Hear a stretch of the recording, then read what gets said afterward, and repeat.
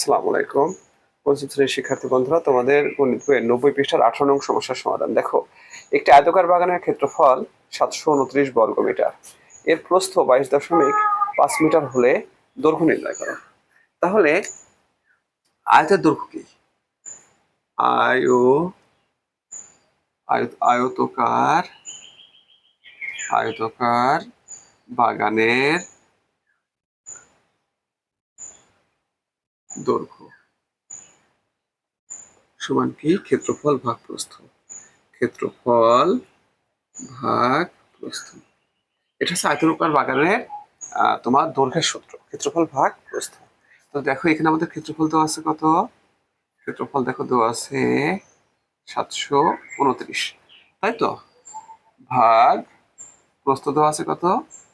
22.5 metre. এখানে আমাদের প্রস্থ দৈর্ঘ্য বেরোয় আসবে। কিন্তু দেখো ভাজক যদি দশমিক থাকে তাহলে সেই ভাগ কিন্তু সরাসরি করা যায় না। তাহলে আমাদের কি করতে হয়? দশমিক মুক্ত করতে হয়। মুক্ত করার নিয়ম কি? দেখো এই 729.0 করলাম আমরা, কারণ এখানে দশমিকের পরে এক ঘর দিলাম, এখানেও দেখো দশমিকের পরে এক ঘর আছে। কি হবে? 22.5।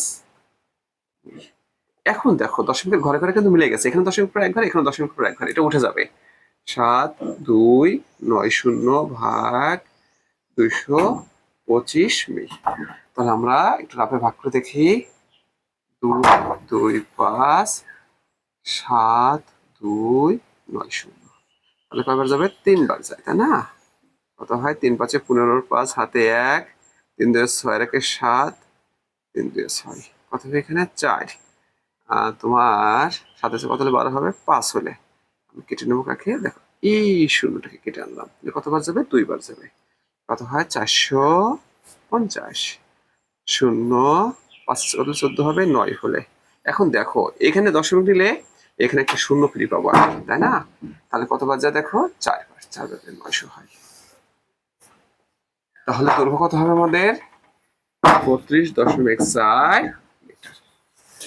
ফ্রেন্ডস, তোমাদেরকে অসংখ্য ধন্যবাদ এই ক্লাস করার জন্য।